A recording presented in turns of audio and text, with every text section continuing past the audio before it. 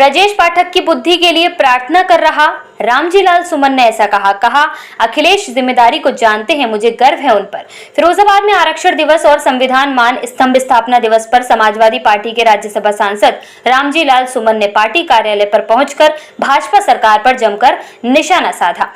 रामजी लाल सुमन ने ब्रजेश पाठक द्वारा अखिलेश यादव को दिशाहीन कहे जाने पर कहा, मैं ब्रजेश पाठक की बुद्धि के लिए प्रार्थना कर सकता हूं। अखिलेश यादव अपनी जिम्मेदारी को जानते हैं और हमें फक्र है कि वे हमारी पार्टी के राष्ट्रीय अध्यक्ष हैं। सीडीएस अनिल चौहान के ऑपरेशन सिंदूर जारी है, इसके बयान पर उन्होंने कहा, सेना कब तैयार नहीं थी? सेना तो तैयार थी। ऑपरेशन सिंदूर में सेना जीती है, मोदी हारे हैं। सेना के शौर्य को आपने ट्रंप के दबाव में रोका। उन्होंने आगे कहा, सेनाओं को मैं सलाम करता हूं, लेकिन जो राजनीतिक फैसला लिया गया, पूरे देश ने नरेंद्र मोदी से कहा था कि हम साथ हैं, आप आतंकवाद से लड़िए, तो किससे पूछकर युद्ध विराम कर दिया गया। संसद की कार्यवाही रोकने पर रामजी लाल सुमन ने कहा कि संसद में गतिरोध हुआ, लेकिन संसद चलाने की जिम्मेदारी अकेले प्रतिपक्ष की नहीं है, सत्तारूढ़ पार्टी की भी है। जब जनता से जुड़े सवालों पर सरकार का रवैया सकारात्मक नहीं होता तो प्रतिपक्ष की मजबूरी हो जाती है। धर्म परिवर्तन के मुद्दे पर उन्होंने कहा, हिंदू धर्म को मानने वाले लोगों को समझना चाहिए कि जब तक हिंदू धर्म में विषमता रहेगी, समता का भाव नहीं आएगा। स्वामी विवेकानंद और महात्मा गांधी दोनों ने कहा था कि अगर हिंदू धर्म समानता का धर्म नहीं बन सकता, अगर छुआछूत का दौर जारी रहा तो धर्म परिवर्तन करने से कोई रोक नहीं सकता। स्कूल बंद होने के सवाल पर रामजी लाल सुमन ने आरोप लगाया, सरकार स्कूल बंद कर रही है लेकिन शराब की दुकानें खोल रही है। 26,000 स्कूल बंद किए जा रहे हैं। 2009 में अनिवार्य शिक्षा का जो कानून बना था, उसमें व्यवस्था थी कि बच्चों को पढ़ने के लिए 1 किलोमीटर से दूर स्कूल नहीं होगा। इसे ताक पर रखकर सरकार स्कूल बंद कर रही है। बिना किसी मानक के प्राइवेट स्कूल खोले जा रहे हैं। जब प्राइवेट स्कूल खुलेंगे तो सरकारी स्कूल बंद होंगे।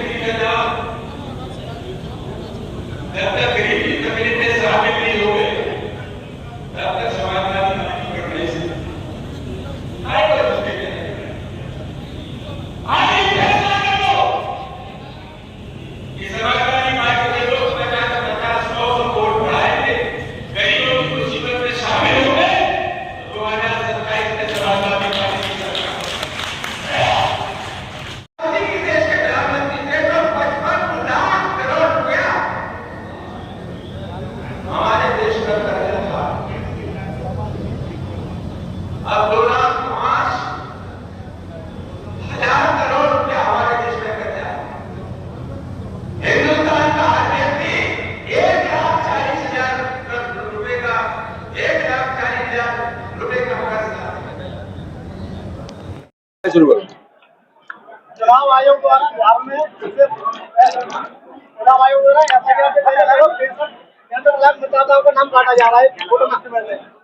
बिहार में साजिशन जो प्रतिपक्ष के मतदाता हैं, खासतौर से जो धर्मनिरपेक्ष पार्टियां हैं जैसे आरजेडी है,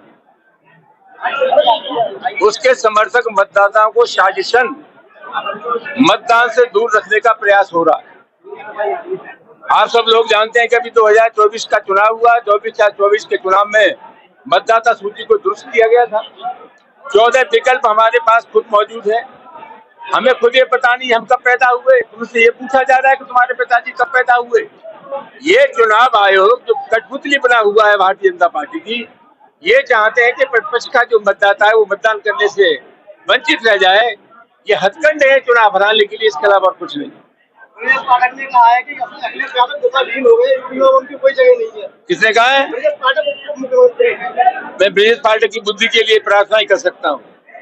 अखिलेश यादव अपनी जिम्मेदारी को जानते हैं और हमें फक्र है कि वो हमारी पार्टी के राष्ट्रीय अध्यक्ष हैं और बखूबी अपने दायित्व का निर्वाह कर रहे हैं। सीडीएस अनिल चौहान ने कहा है कि ऑपरेशन सिंदूर जारी है, सेना को तैयार रहना चाहिए।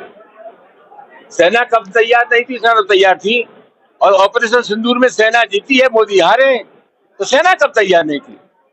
सेना के शौर्य को तो आपने रोका।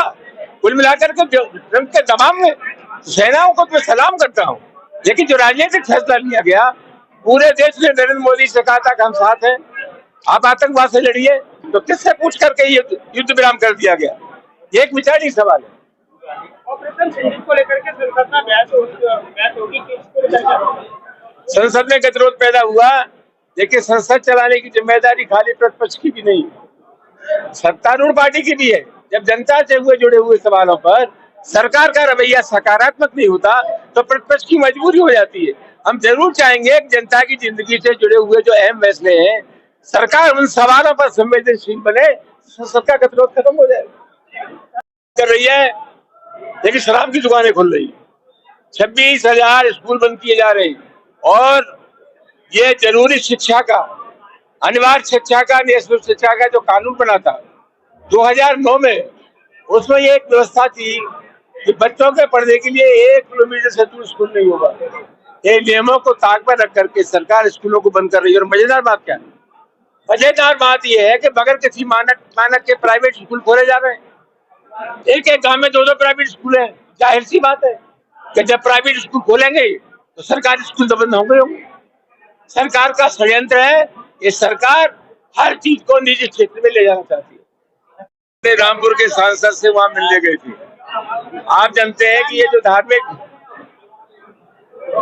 स्थान होते हैं, उनको चलाने के लिए कोई ट्रस्ट होता है, कमेटी होती है।